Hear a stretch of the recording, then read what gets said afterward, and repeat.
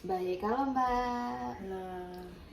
Perkenalkan, nama saya Risti Alfia dari PBI UNY. Ya. Sebelumnya Mbak bisa boleh perkenalkan diri dulu. Nama saya Abin dari Ponorogo, Jawa Timur. Satu kota Reok. Oh, Ponorogo itu kota Reok. Mbaknya bisa Reok, Mbak? Nggak bisa. Oh, bisa. Nama aslinya Mbak? Warisma Zabrin. Kolema Zabrin, Ya, panggilannya Abin. Abin. Ya. Pekerjaannya sekarang Kuliah aja. kuliah. Kuliahnya semester berapa? Semester 4 ini baru. Oh, semester 4. Ya. Jurusan PBI sama. PBI, Pendidikan Bahasa Inggris. Kan Mbak Katim saya. Oh iya Mbak. Oke. Sebelumnya Mbak pernah menjadi interpreting nggak? Pernah menjadi penerjemah gitu? Pernah. Kan Mbak wawancara sebagai penerjemah. Iya, maksudnya pernah Kak, pas saya kuliah ini, mulai saya kuliah ini, ya teman-teman saya yang dari luar Jawa pastinya pengen ngomong bahasa Jawa. Oh, jadi Mbak pernah menjadi penerjemah bahasa Jawa. Iya, Oh, buat temen-temennya yang dari kuliah luar Jawa. dari luar Pulau Jawa itu buat Iya. kuliah. Nah, itu seperti apa Mbak? Maksudnya gimana ya? Penerjemahnya gimana cara Mbak menerjemahkannya? Iya, Atau boleh ceritakan suatu momen kayak gitu? ya contohnya pas kemarin deh gitu, awal-awal di alun-alun gitu, di pada acara event UNESCO kan ada aul-aulnya itu. Nah, di situ teman-teman saya kan rata-rata yang hadir di situ tuh dari luar Jawa semua. Jadi kalau ada awal-awal itu apa sih, kayak yang jual-jual baju itu loh. Oh, jual baju thriftan Iya. gitu. Ya, tapi lebih ke ngemper. Oh iya iya. Itu kan banyak yang beli dari ibu-ibu Jawa ya. Jadi ibu-ibu Jawa tuh ada yang nggak bisa ngomong bahasa Indonesia, jadi mereka ngomongnya pakai bahasa Jawa. Nah, aku sebagai orang Jawa ya nerjemahin bahasa ibu-ibu itu ke bahasa Indonesia, seperti itu. Seperti itu. Terus selain awul-awul apa pernah misalkan lagi apa ya, ada acara apa gitu?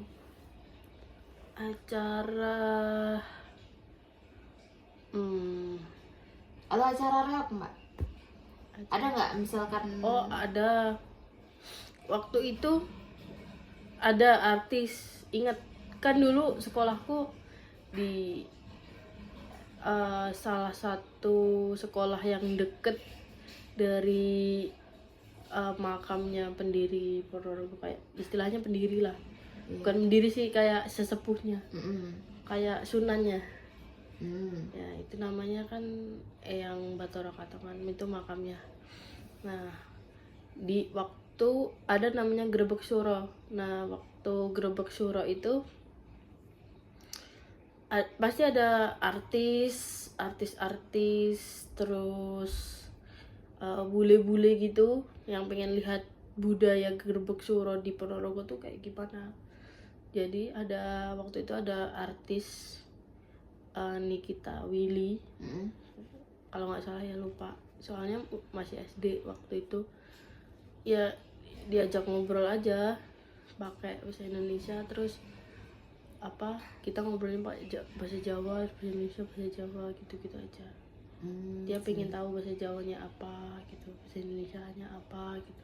Oh iya, seperti itu. Waktu SD. lama banget ya. Waktu SD.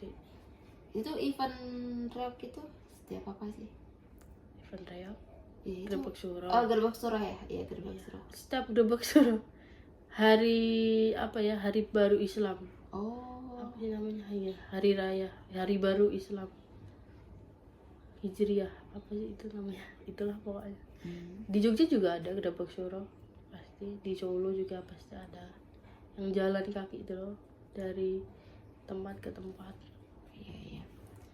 Terus ada nggak tantangan bagi Mbak Amin itu dalam apa ya, selama menjadi penerjemah seperti itu? Ada, yang pasti yang banyak ya,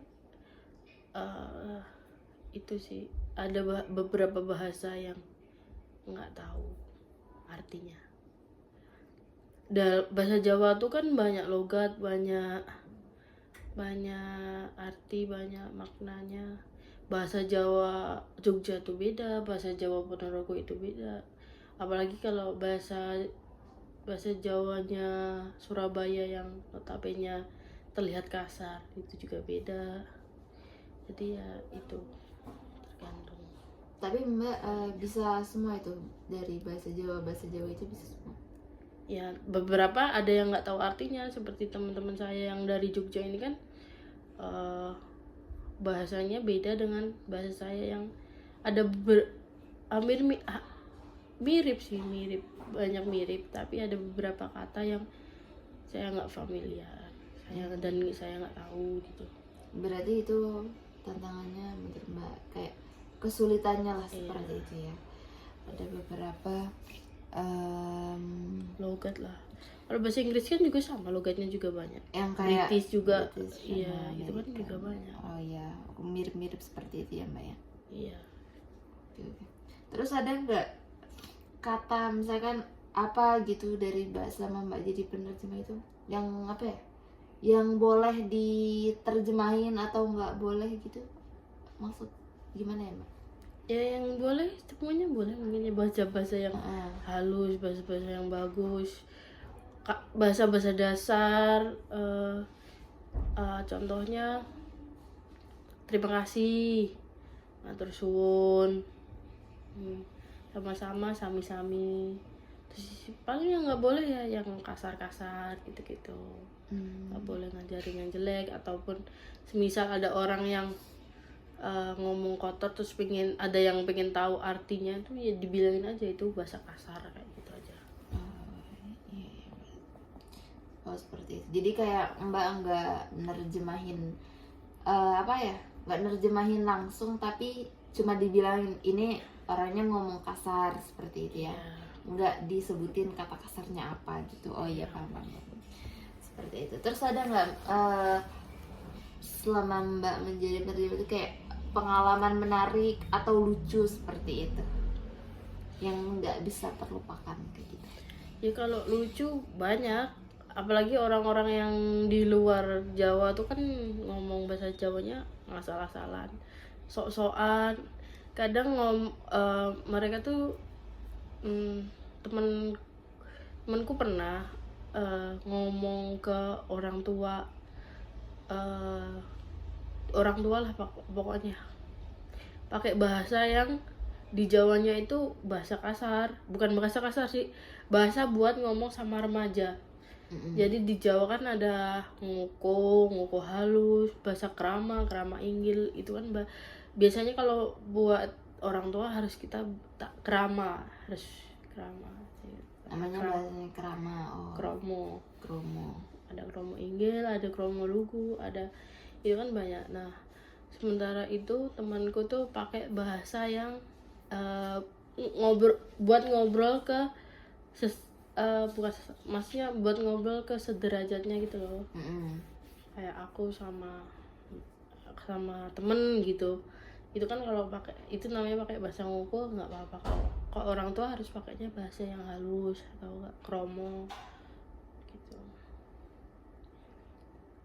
Seperti itu ya Mbak ya. Terus ada nggak menurut Mbak saran gitu buat orang yang ingin menjadi penerjemah bahasa daerah gitu, kayak bahasa Jawa? Apakah ada saran-saran seperti itu? Mungkin sarannya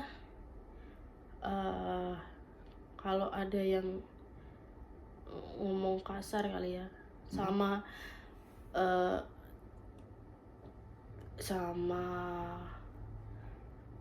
dikasih tahu aja kalau bahasa Jawa tuh kan macam-macam, jadi dikasih tahu ini tuh bahasanya harus buat sesama kita, kalau orang tuanya gimana, kalau buat itu gimana, kayak gitu loh Pak. Harus dikasih tahu sedetail itu kalau mau jadi penerjemah bahasa, jadi orang-orang tuh nggak keliru dan nggak ngawur ngomongnya gitu. Apalagi kalau di Jogja ini kan menjunjung tinggi sekali sama bahasanya, tata kramanya, terus sopan satunya. Bahkan kita ngomong nada tinggi pun bisa melukai hati, padahal itu nggak bermaksud seperti itu. Seperti itu ya Mbak. Oke, mungkin cukup sekian Mbak wawancara. Terima kasih Mbak Bin sudah berbagi pengalaman pada saya, ntar nanti kepada semuanya. Semoga ini bisa bermanfaat lah buat Mbak dan buat yang lainnya seperti itu. Amin. Sekali lagi terima kasih atas sama-sama. Apa Mbak, terima kasih Mbak.